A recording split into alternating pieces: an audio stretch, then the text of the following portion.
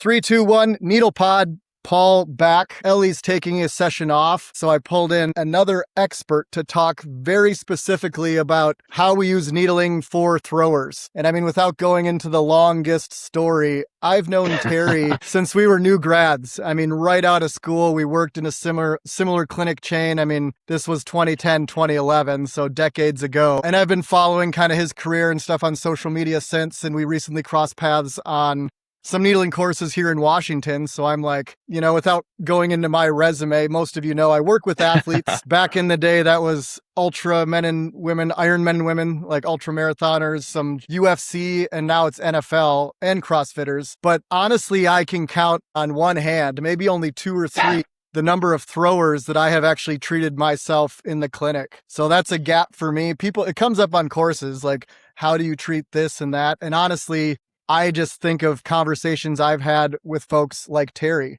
So Terry Phillips is our guest today. He is at Phillips. Rehab is his practice inside of a throwing facility. But Terry, thanks for joining. Introduce yourself to the audience. Yeah, thanks, Paul. As mentioned, my name's Terry Phillips. Been PT as essentially right as much as long as Paul has, probably separated by like a month or two. Midway through my career, a little bit early in my career, I started working at Driveline Baseball, probably the most world-renowned training facility for throwers and hitters located down in Kent. I was the on-site PT there for 6 years.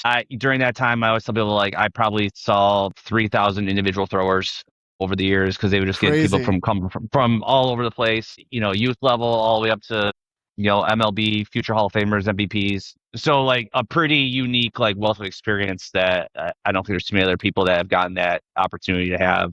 My time there ended in 2022. Long story short, I live an hour from there. I have a now 4-year-old, so just commuting was just not happening, especially in Seattle. I feel that, dude. Went back to work at a clinic nearby my house, owned by an old colleague. And after 2 years, decided that I want to get back into the sports, more sports specific world. So owned my own cash-based practice a little bit north of here. Or north of where I live in Linwood. It's called Based by Pros, and my practice is Phillips Rehab Performance. Been here for just over 2 years now. Going pretty awesome. I get to work mostly throwers, still get my outpatient guys, my Gen Pop clients, but really still pretty big specialty in baseball and softball. Yeah, dude. I mean, badass facility. Your previous one and your current one. Like if you want to see all the videos, terry.phillips.dpt is personal on Instagram. But diving right in, I mean, you see throwers primarily. What are the big buckets of conditions? I assume some post-surgical, but what are you seeing? What are you treating most? Yeah, mostly, primarily elbow and shoulder. You're going to be kind of a spectrum depending on the age group. For the younger athletes, you're going to get your little league at elbow and shoulder, your growth plate issues. And then with the older athletes, you're going to get more of your labrum issues. You're going to get more of your bicep tendinopathies, and then obviously just your UCL issues, your flexor strains. So it's a lot of a lot of forearm work, a lot of elbow strengthening, a lot of shoulder strengthening.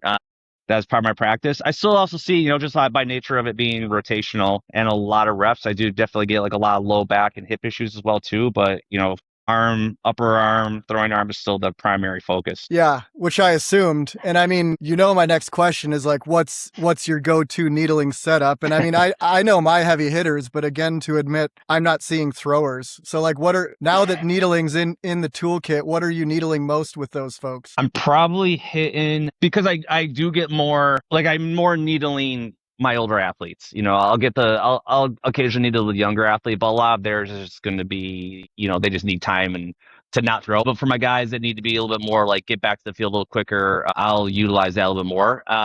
And just as a general thing about throwing at the older population is that elbows are going to be a little bit more prevalent. Just back in the day, when Paul and I probably played, shoulders were probably a little more present. And then, you could talk about why, but just in a general nutshell, we kind of shoulders almost had somewhat been solved. Not quite, obviously, but there's definitely a way less prevalence. I usually just say it's just because we figured out that throwers need to be strong in the upper body. So with that, shoulder issues have reduced. Not saying I don't get any, but it's definitely way less than what I get for elbows.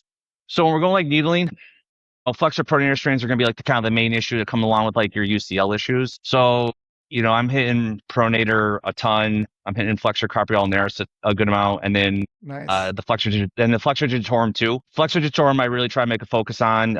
that's more recently been coming out through social media, through literature, that the finger flexors provide like essentially like a stabilization factor to like valgus stress and provide like Oh, a gapping, interesting. like basically they like resist like the gapping that happens when your arm goes into like max layback. So there's various devices now that actually like test out specifically the strength of like the profundus and superficialis. So a lot of times I'm gonna like definitely like try to hit, with one or even two needles, like the flexor digitorum, just to make sure like we're trying to give as much love to that area as we can, then try to do more some like technique and try to get some like hard contractions out of that, and just like then hammer that home afterwards with like hard pronation, various like finger flexor work. And in addition to your traditional like wrist curls, still hitting some ulnar deviation, but that's also something that's like traditionally seen with like athletes. Like I mean, I would say traditionally, but like pretty common. Like athletes know, oh, I should do wrist curls, and they know, Yeah, maybe they'll get like some ulnar deviation, but like as far as like heavy pronations and like heavy finger flexion work, that's still not something that's like pretty mainstream, I would argue. fascinating. I didn't know that about the flexors. Like I said, I'm not seeing throwers. I love pronator for most brands of medial elbow pain, but I'm sure throwing is a little different, just the entire Mhm. mechanism. And I mean, you kind of went into like the wrist curls and what you do next, which was my next question. And, I fully understand there's a time and a place for the isometrics and the TheraBand external rotation and all of that, but nothing annoys me more than someone out there on social media being that the shoulder specialist or the throwing specialist, and all they're showing is different forms of 90-degree internal, external rotation with the TheraBand. What I love about your Instagram, but just like knowing you, the way that you treat is, some stuff you already touched on is like the rotational piece, the midline stability piece. But honestly, I just see you loading in different environments, closed chain, open chain, but like loading more aggressively when it's appropriate for the shoulders. So what's your stance there? I guess if we're past that post-surgical phase, what are you doing to build stronger shoulders? Yeah, I mean, as I kind of already mentioned about like, okay, we quote unquote solve shoulders. Obviously, that's like an exaggeration. We recognize that like the upper body overall needs to be strong, but for some reason and I'm going to kind of carry this down more into the elbow and forearm too, actually. Where analogy I use is like we've recognized, and this shows up with like the velocity increase that we've seen over the last like decade for throwers. So like we recognize that like throwers should be training like Ferraris, we'll say. They need to be like strong, powerful, be able to produce like high levels of speed. For whatever reason, we just stop at the elbow with that mindset. And I would argue too that even still like at the shoulder, like when we're getting to like rotator cuff scapular muscles, we still don't actually have that mindset. But we treat like the muscle of the shoulder girdle and of the forearm more like they're just like long distance runners. So, if you want to look at a primary factor for like the current injury state in baseball, I would argue that's a primary component. Is we have a lot of gas for the whole body, and that's basically like our stress producers, but then like our ability to tolerate stress is just not being built up because we think like, yeah, banded work, long duration hangs, like rice buckets, stuff that like is still important, is going to build up strength and more like an endurance perspective. But like when we're talking about the amount of force that gets produced like on the medial elbow, on the shoulder, like that is a high level of force that happens in a very, very, very small window of time. So when I'm doing when I'm getting to the point where like, okay, athletes are now able to like tolerate heavy loading, like that's what we do. Like we're building up to like sets of 4, 5, 6 like external rotations and internal rotations. We're taking our pronations and just like heavy eccentrics. Same thing with finger flexors, ulnar deviators. But then we're taking it and we're doing like a more of like a rate of force development type protocol where we're working on like how fast those muscles can produce quickly. So we're doing push-up depth drops. We're doing, just like ballistic, like isometrics, row drop catches, just stuff that like we're treating like the muscles of the forearm, how we treat the rest of the body, is like we're trying to build that like Ferrari analogy for the arm, and not just strictly like bucket it into like the long duration work that is like typically seen at like, I always joke like RPE 3. It's like, oh yeah, I got to burn, but it took me 2 minutes to get, 2 minutes of time under tension to Yeah, get there. It's like, okay, cool. Like let me know next time a throw takes you 2 minutes to get to max force. seriously. So we got like, again, you just have to, it's a simple concept that like has like a lot of, it has a good amount of like complexity to it. But when you actually just take a look at like, okay, look at how like athletic throwers are now these days, and then just look at like how we're treating just like the throwing arm as a whole, like traditionally, it's just like you just take a step back, you're like, that does not really make a lot of sense. Yeah, dude, we're seeing far fewer of like, I'm trying to think of the guys back in art, like David Wells, like the overweight smoker drinkers, and we're seeing a lot more people that take not just the strength, but like the how to stay healthy mindset and lifestyle more seriously. You mentioned velocity drop, and I'm going to layer in a few questions because I don't follow all the major league headlines, but Paul Skeens is seeing a pretty noticeable, like measurable velocity drop even compared to last year. So, I mean, I'm going to ask two questions. Number one, he's an older thrower. That don't even know how to guess the volume he's thrown in his life, but is that something he can recover from? And the second one I'm going to ask, a common question is, does this velocity drop or even like increase in injury incidence or early surgical rates? What are your thoughts on the early specialization, like in your realm, like younger kids starting high volume throwing so early and kind of staying in that silo for so long? So I'll go with the first question, then I might get off track here. Yeah, like it's hard to say. Like I just think like throwing 100 miles an hour, 101, 102, whatever Paul's up to, has been up to, is just there is a point where I just think like I don't know how long the body can sustain this. Physically, Obviously, like Aroldis Chapman's, yeah, it's just a lot. And I do think that like some people are like, oh, you can only throw 95 for so long, and it's like I think we can probably figure out how to tolerate 95, but I do still think there's like a ceiling of like being able to tolerate that. And we're looking at like Paul's current decline for this season, we'll say. And again, there's so much variance in baseball that like I don't want to say he's like on the decline by any means because he's still only 25, I think.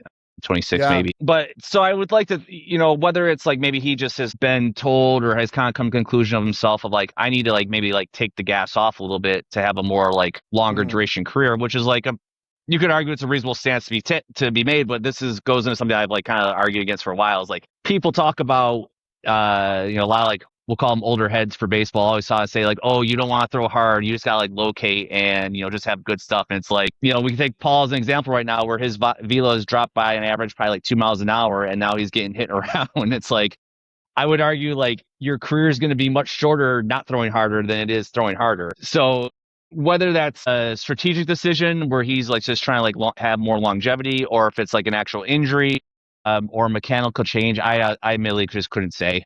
I do think just given his age and if he gets a full off season to kind of figure out like what went wrong, and I'm aware of like who he trains with from a strength conditioning perspective, was a really, really smart guy. And by no means I'd say that this is put on him by any at all, but I think he has probably a pretty good team around him that is like, okay, let's get back to what we think has been working for us. Where did we go wrong this season?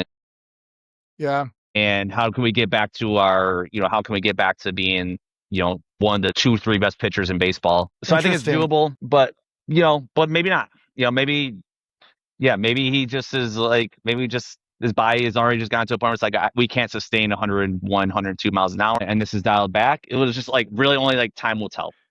Yeah. Fascinating. I didn't think about it being a business decision, but that makes sense. And you mentioned, it's probably harder to do than you think. If you're used to being Nolan Ryan, you can't just like in 1 year turn into Greg Maddux and just like you go from the velocity because in the NFL it's the same. Like I see a lot of fast twitch like wide receivers. That fast speedster, as he starts to slow down his career, can't just become taller for sure, but can't even always you're so used to running past people for so long. You can't just immediately become the most precise route runner, even if that's your intent. So that's interesting. Same applies for everything, but for throwers.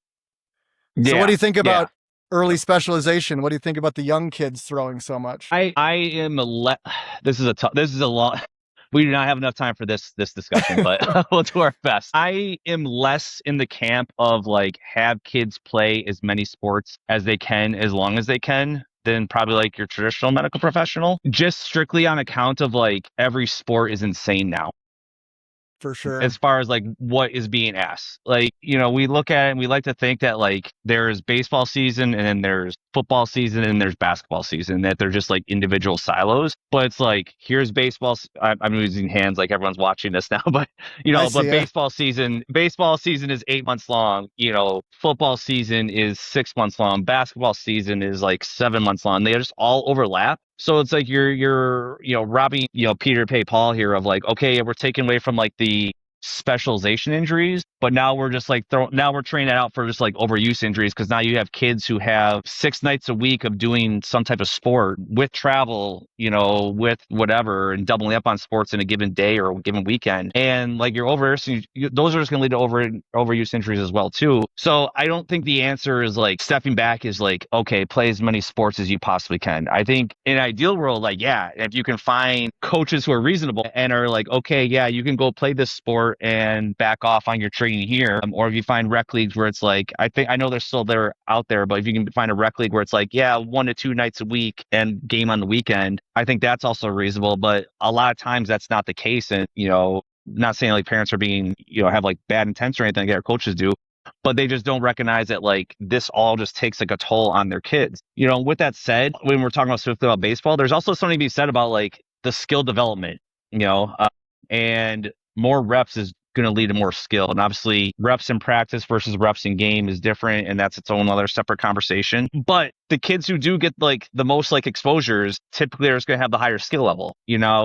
I don't say that means they're going to be the ones that are going to move on to the next level always, for sure. Because obviously physical development comes into play big time, so it's like the multi-sport athletes, the kids who just have like better genetics are also move up. But when you like combine those two, those are the athletes who are going to keep on moving up the other levels. So you got to find the way to like, okay, how can I improve the physical development side? Because the answer to that isn't just playing as many games or have as many practices as you possibly can. But you can't put all the eggs in the basket of trying to become the best athlete and like neglect the reps too. Yeah. So it's like it's definitely a tough answer to navigate. I don't really have like a good answer, because the other thing too is just take in patient athlete preference. I'm not going to force a kid to go play soccer like if he doesn't want to. If all he tells me is like, I want to play baseball and like I don't want to play anything else, it's like, okay, let's figure out how we can do that. Still like offload your tissues given the time of year, so like your arm has time to recover. But my answer is going to be like, no, go sign up for youth basketball. So it's definitely tricky. With that said, I still think there definitely is like a limit that needs to be had about like from a throwing perspective. Yeah.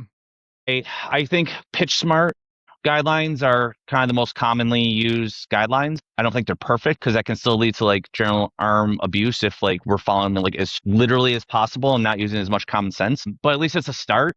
And I think having some awareness of like kids like overall like workload in a given weekend, a given month, a given season is really important. And then like I said, making sure you just get some like time off. I don't think kids necessarily need like 3-4 months off from throwing, period, like a lot of people actually suggest.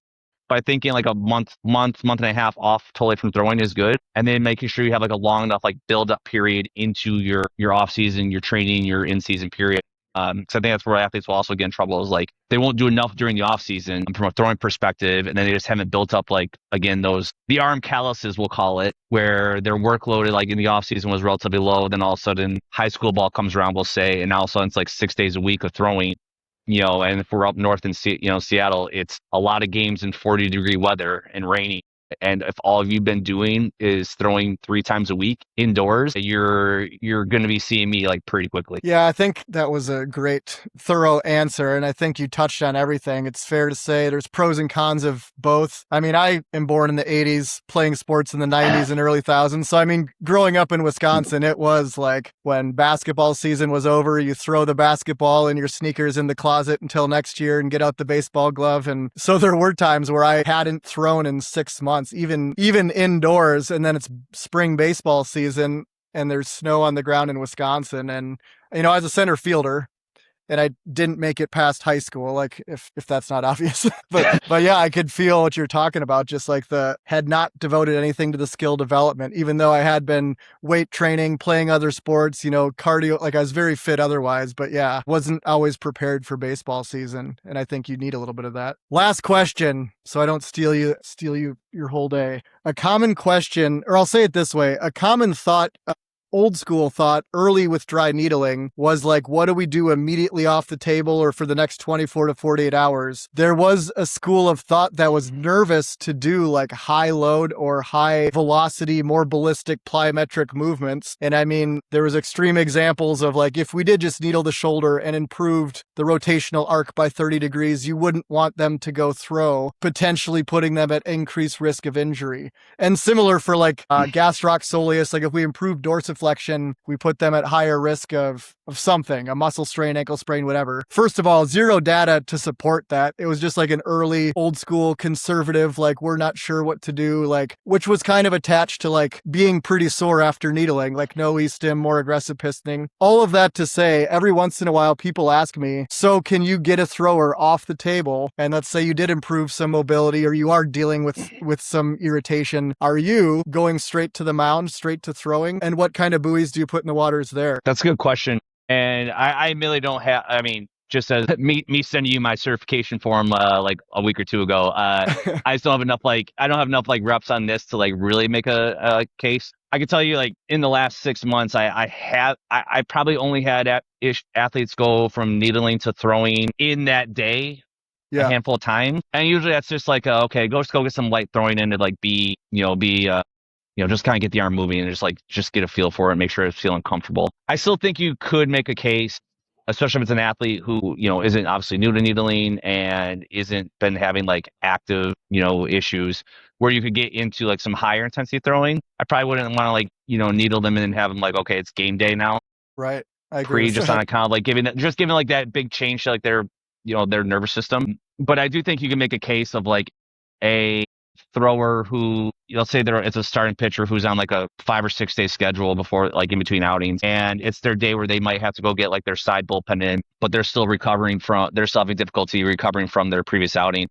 I think it's reasonable to be like, okay, let's just try to like, still we're checking off all the boxes as to, okay, why aren't you recovering? What happened between your last outing and today that we're still having limitations. But we'll use MLB as an example right now. It's August, like for us Mariner fans out there, we're struggling to stay afloat, and like we need you to be out there in 3 days, Brian, and we can't have you like alter your throwing schedule. Let's needle you, make sure that side pen is feeling good, but obviously like eliminating any other like red flags that's going on. I think that's reasonable. I just haven't gotten there for like with my own patient population yet, on account of like them just being younger and having a lot of other things to be checked off. But I do think that's something that is like, again, like reasonable. I probably would stop short of saying like, again, go do it pre-outing, but I think you could do it the day before, probably an outing. And I do that actually fairly regularly, as I'll have athletes throw the next day at a little bit higher intensity before, after needling, but just haven't gotten to that point yet of like, okay, let's send a start for sure, 24 hours post, which matches most sports. You're not going to do it necessarily immediately before competition. NFL guys, you're not doing it Saturday night, Sunday morning. So that makes sense. And I guess my own sample size, I told you I want to say 3 throwers in my entire career. One of them was big contract major league. He was in the Seattle area it was off season, came to our clinic because we were the needling guy. Well, we knew the strength coach he was working with as well. I only saw him for 2 sessions, and I won't say the name, but a big name in our profession, he's a PT, was also working with this guy. And when he found out he was needling, even in the off season, kind of just doing strength training and whatever throwing program he was on. This was 2015 maybe, so a decade ago, to be fair. Yeah. But that big name in our profession wrote me an email, and the athlete stopped seeing me. He's like, "Why would you be doing this?" Because back in the day, the only reason you needled was to improve range of motion. So I get this long colleague level scathing email saying he already has this inter-rotation deficit or this much motion. Like, if your goal is to improve motion, why on earth would you be needling him? We're putting him at higher risk of all this stuff. And to be fair, I didn't have great research-based or big sample size answers for him. So unfortunately, that was just, we stopped working with the athlete. But that's why I toss you the question. I'll check in with you in 12 months when you've been able to do your thing with the needles and see. And what's cool now and cool about your setup is you have all the tech. I mean, can you go to the mound and say, we're trying not to go above 80 miles an hour, like we're still throwing, and, maybe there's better objective things now than just saying, take it easy today. Pitch count is obviously helpful as well, but fascinating. Yeah, I think I think that's. I mean, I use that oftentimes in my throwing programs is like the radar gun of like, okay, today is going to be 77-mile-an-hour cap. Yeah, we're done. We got your needle today. Whether it's today or tomorrow, like let's say when you get out, like so just we're capping it at like 35 throws, 80 miles an hour, and then report back to me how that feels. And it's like, okay, you felt good doing that. And again, next time we come around, like you're checking off all those boxes as far as your strength, your range of motion, any other like tests you like to do. Like, okay, then maybe we keep going with this for a few sessions. And maybe like next time we like kind of like open up the reins a little bit more. Like now it's like, okay, we do that again, but you can get up to like 83 miles an hour and just making small incremental progression. I do think that's something that could be coming down the pipeline for sure. Awesome. Love it. Hell yeah. Well, if any of this piques your interest, if you see throwers, want to see throwers, or have some of these questions, at terry.phillips.dpt is personal. If you're in the Seattle area, at phillips.rehab is your actual practice. And yeah, you have an ebook called Built to Throw. So I mean, nothing about needles in there, and that's cool. It's all the other stuff that we mentioned, the strength, all the other things when it comes to throwing. Check it out. Where can people find an ebook? Is it just on your socials? Just on my website. At some point, I will get it on Amazon down the road. But like I said, just right now, I had my website, phillipsrehab.com, and just click top right screen and they'll drop down to Built to Throw. And then a lot of good information on there, really all encompassing on try to keep throwers healthy throughout the season and just try and leave like no stone unturned there. Love it. All right, Terry, thanks for your time. Thanks for tuning in. We'll catch you next time. Thanks, Paul.